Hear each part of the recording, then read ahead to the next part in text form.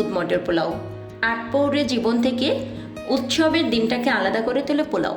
পোলাও ছাড়া আবার উৎসব জমে নাকি, সেটা পোলাওয়ের যে কোনো ধরনের রেসিপিই হোক।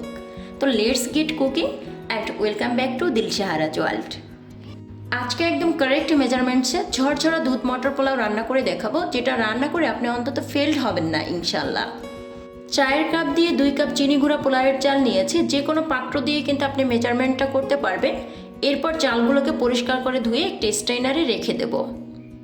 তো চলে এসেছে কুকিং প্রসেসে। একটা প্যানে আমি প্রায় 4 টেবিল চামচের মতন কুকিং অয়েল নিয়েছি। এরপর এতে এলাচ, দারুচিনি, লবঙ্গ এবং তেজপাতা দিয়েছি। গ্যাসের ফ্লেমকে লোতে রেখে শুকনো মশলাগুলোকে আমি 1 মিনিটের মতন ভেজে নেব। এতে করে হবে কি, খুব সুন্দর একটা অ্যারোমা বের হবে। বড় সাইজের একটা পেঁয়াজ কুচি নিয়েছি। পেঁয়াজটাকে কিন্তু বেরেস্তা করা যাবে না, জাস্ট একটু ঝলসে নিচ্ছি। পেঁয়াজটা যদি বাদামি করতে যান তাহলে পেঁয়াজের এই বাদামি কালারে পোলাওয়ের যে নিজস্ব একটা ধবধবা সাদা কালার আছে এটা কিন্তু চেঞ্জ হয়ে যাবে। 1/2 টেবিল চামচ করে দিয়েছি আদা বাটা এবং রসুন বাটা।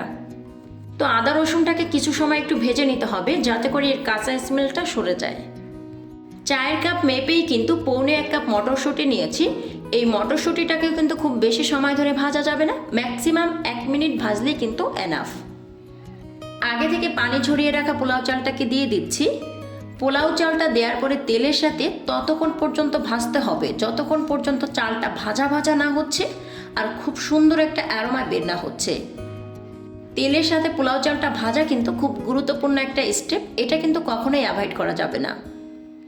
রেসিপিটি ফলো করে আপনারা চাইলে ঝরঝরা সাদা পোলাওটাও কিন্তু একদম পারফেক্ট রেসিপিতে তৈরি করতে পারবেন। আজকের পোলাওয়ে আমি দুধ ব্যবহার করব, আপনারা সেখানে দুধের পরিবর্তে চাইলে পানিটাও ব্যবহার করতে পারেন। যেহেতু আমি 2 কাপ পোলাওয়ের চাল নিয়েছিলাম, নর্মালি 2 কাপ পোলাওয়ের চালের জন্য 4 কাপ পানির পরিমাণটাই কিন্তু একদম পারফেক্ট।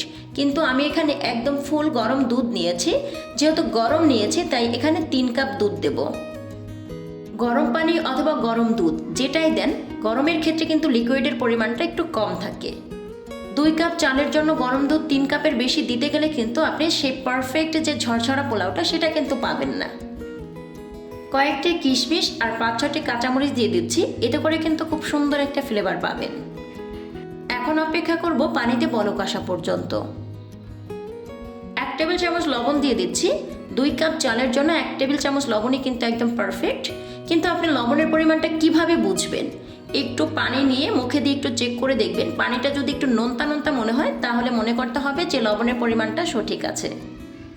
দুধ মটর নামটা শুনলেই কেমন জানি মনে হয় যে ফুডের লুকটা আসলে কেমন হবে। তো একটি ঢাকনা দিয়ে চুলার আঁচকে একদম মিডিয়ামে রেখে পোলাওটাকে আমি একটানা রান্না করে নিয়েছি 10 মিনিটের জন্য। পোলাওটা কিন্তু একদম পারফেক্টলি কুক হয়ে গিয়েছে, এটাকে কিন্তু আর দমে রাখার কোনো দরকার নেই। দেখে নিশ্চয় বুঝতে পারছেন যে এটা কতটা পারফেক্টলি কুক হয়েছে। আজকের রেসিপিটি ভালো লাগলে অবশ্যই আপনার ফ্রেন্ড এবং ফ্যামিলির সাথে শেয়ার করবেন। সবাইকে অগ্রিম ঈদের শুভেচ্ছা, ঈদ মোবারক। আপনারা দেখছিলেন দিলশাহারাজ ওয়ার্ল্ড। এইরকম সুন্দর, সহজ এবং সুস্বাদু রেসিপি পেতে অবশ্যই দিলশাহারাজ ওয়ার্ল্ডের সাথেই থাকবেন। ভিডিওটি ভালো লাগলে একটি লাইক করবেন এবং চ্যানেলটিতে সাবস্ক্রাইব করে পাশে থাকার আমন্ত্রণ করছি। আল্লাহ হাফেজ।